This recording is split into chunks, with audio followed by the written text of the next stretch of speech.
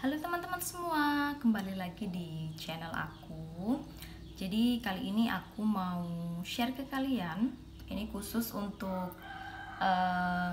kalian yang mau sulam alis ya. Jadi kalian harus tonton videonya dulu. Aku bakal kupas tuntas tentang sulam alis. Jadi kalian yang mau sulam alis biar ada bayangan ya, kayak gitu. Jadi tetap di channel aku, keep on watching. Nah, oke ya teman-teman. Jadi kalian yang mau sulam alis, jadi kalian harus pahami dulu ya beberapa poin yang mau aku bahas. Jadi yang kalian perlu perhatiin itu, yang poin pertama sekali itu kalian harus pilih terapis ya.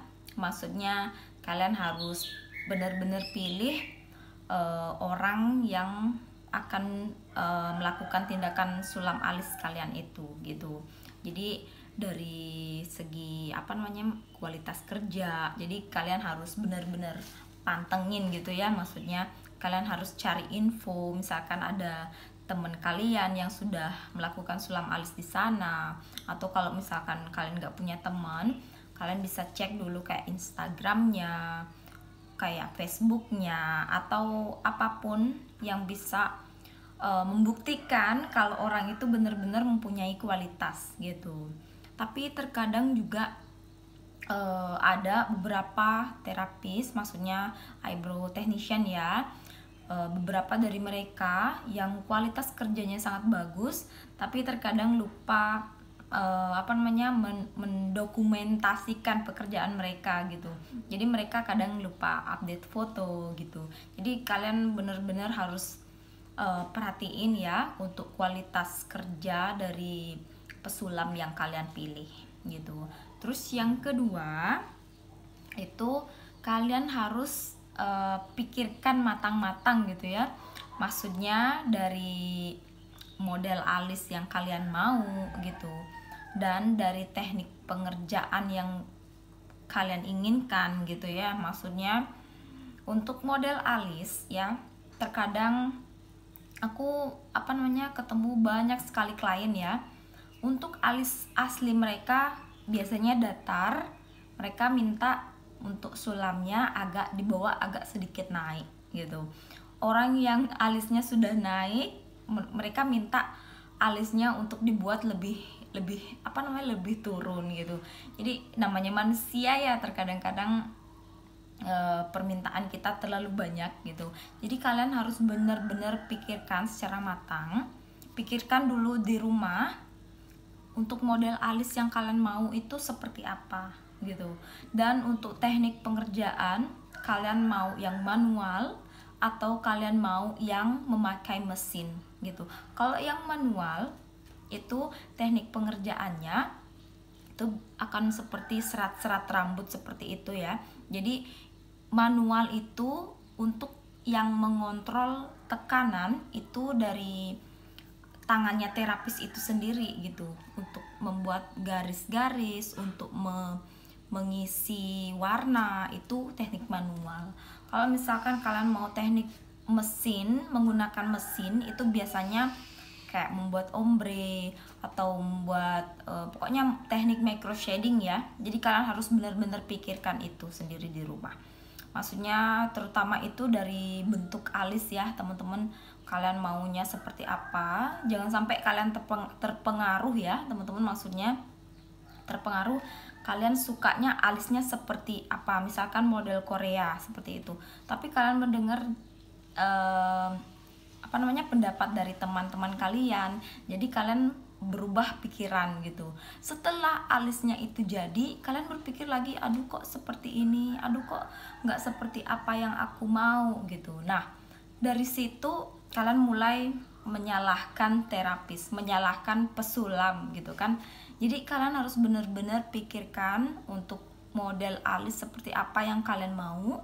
Jangan sampai kalian terpengaruh yang nanti mengakibatkan kalian menyalahkan si pesulam gitu. Jadi benar-benar kalau memang model alisnya itu sudah yang kalian mau, sudah yang kalian pikirkan matang-matang, walaupun teman kalian bilang kenapa alisnya seperti ini, kenapa modelnya seperti itu. Jadi kalian bakalan tetap pede gitu, karena itu pilihan kalian sendiri gitu. Jangan sampai kalian menanyakan ke pesulamnya, aduh gini bagus nggak ya, ini bagus nggak ya. Boleh saja kalian menanyakan seperti itu, tapi yang pertama itu kalian memang harus benar-benar menyukai, benar-benar memang itu yang kalian mau gitu ya.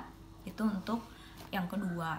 Terus yang ketiga, kalian harus bekerja sama ya dengan pesulam. Jadi maksud saya kerjasama itu tindakan sulam itu ya teman-teman, tindakan sulam itu hampir sama dengan tindakan tato ya. Jadi kita memasukkan tinta dengan cara menggores kulit, dengan cara melukai kulit gitu. Jadi otomatis pasti ada rasa sakit ya teman-teman, pasti ada rasa sakit gitu. Tapi sekarang kita tindakan sulam semua sudah memakai anestesi ya. Anestesi itu krim yang kita pakai untuk mereda rasa sakit itu sendiri ya teman-teman. Jadi kalian harus benar-benar siapkan mental kalian, siapkan diri kalian ya untuk yang mau disulam. Karena sulam itu pasti ada rasa sakit ya. Walaupun kalian memakai anestesi ya, walaupun sudah memakai itu, mungkin tidak terasa sakit, tapi pasti akan terasa perih ya teman-teman. Perihnya di sini kenapa? Karena logikanya ya, kulit kita tergores ya, terbuka, terluka. Sekarang masuk bahan kimia seperti tinta, walaupun itu herbal ya teman-teman, tapi itu ada saja dia kandungan yang membuat kulit kita terasa perih gitu. Jadi kalian harus siapkan mental kalian gitu. Kalau untuk rasa sakit, percaya teman-teman, sakitnya nggak sesakit sakit kita disuntik gitu, enggak. Sakitnya pasti bisa kita manage, masih bisa kita atur ya, dengan catatan tekniknya yang digunakan oleh pesulam itu tekniknya sudah benar gitu ya. Jadi kalian harus siapkan mental kalian ya. Walaupun kalian merasa sakit, jangan sampai kalian merusak konsentrasi ya, maksudnya konsentrasi dari pesulam. Kadang kita pesulam ya, jadi kadang ngerasa maksudnya ketika kalian mengeluh aduh sakit misalnya kayak gitu, kita yang nyulam itu bakalan kepikiran gitu. Jadi kita nggak fokus mengerjakan, jadinya memperlambat seperti itu. Jadi kalian tenang saja, relax saja. Ketika kalian bisa relax, ketika kalian bisa tenang, sulam itu pasti berjalan dengan lancar gitu. Ketika kalian sudah mengeluh, kalian tidak mau relax, jadi ototnya yang di area alis itu bakalan tegang teman-teman. Apalagi kalian melakukan seperti ini, itu bakalan membuat otot di area alis itu tegang, jadi bakalan keluar darah gitu. Jadi kalian relax saja, relaxkan otot alisnya, pasti untuk sulamnya berjalan dengan lancar dan cepat gitu. Ketika kalian sudah mengeluh, ketika kalian tidak relax untuk otot di area alis itu, otomatis itu akan susah sekali masuk tintanya gitu. Jadi untuk pesulam juga harus bisa menenangkan kliennya ya. Dan untuk yang disulam harus bisa bekerja sama dengan pesulamnya sendiri gitu. Dan untuk yang keempat ya, jadi kalian harus benar-benar perhatiin apa yang diinstruksikan oleh pesulamnya kalian untuk setelah setelah tindakan ya.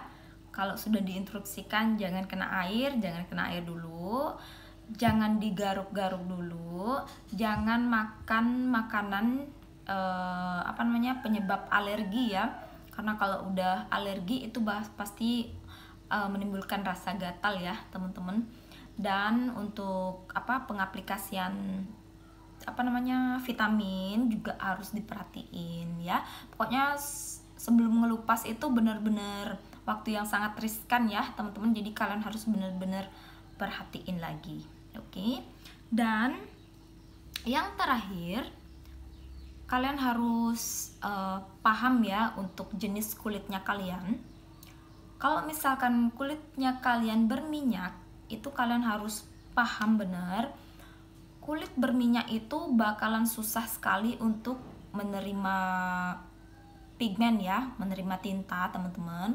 Itu bakalan sedikit lebih susah, dan untuk ketahanan dari sulamnya itu pun akan nggak begitu lama ya. Maksudnya kalau untuk kulit berminyak itu akan lebih cepat pudar dia untuk sulam alisnya gitu. Jadi saran dari aku, kalian lakukan retouch ya. Setelah 1 bulan tindakan sulam pertama, kalian bisa lakukan retouch untuk mendapatkan hasil yang lebih lebih bagus ya.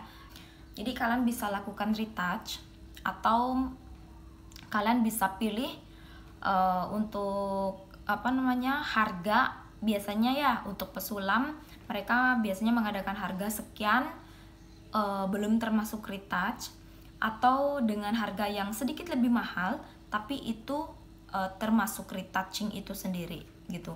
Jadi kalian harus benar-benar cari info dulu ya, maksudnya harus benar-benar paham betul. Untuk retouch itu sendiri, seperti yang aku katakan di video sebelumnya, itu perlu nggak perlu ya teman-teman. Kalau misalkan untuk retouch, kalau misalkan udah hasil sulam pertama itu sudah bagus, kalian boleh lewati retouchnya itu. Tapi kalau misalkan pas setelah tindakan sulam pertama dan kalian belum menemukan hasil yang kalian mau, kalian bisa lakukan retouch itu sendiri gitu. Dan untuk retouch itu kalian bisa lakukan minimal ya, maksudnya jarak terdekat kalian bisa lakukan sebulan setelah tindakan sulam pertama gitu. Itu untuk waktu yang paling dekat ya teman-teman. Jadi setelah itu kalian bisa retouch setelah 6 bulan, setelah 1 tahun. Jadi terserah dari kebutuhannya kalian sendiri gitu. Nah itu dia teman-teman, informasi seputar sulam alis buat teman-teman yang mau disulam. Jadi kalian harus benar-benar paham dulu ya untuk sedikit info tentang sulam alis. Jadi kalian harus benar-benar pikirkan itu dulu, jadi nanti biar kalian nggak nyesel di akhir. Oke teman-teman, itu aja yang mau aku share ke kalian. Jika ada yang mau kalian tanyakan, silahkan tinggalkan komen, dan jangan lupa subscribe untuk yang belum. Dan terima kasih, bye bye, see you on next video.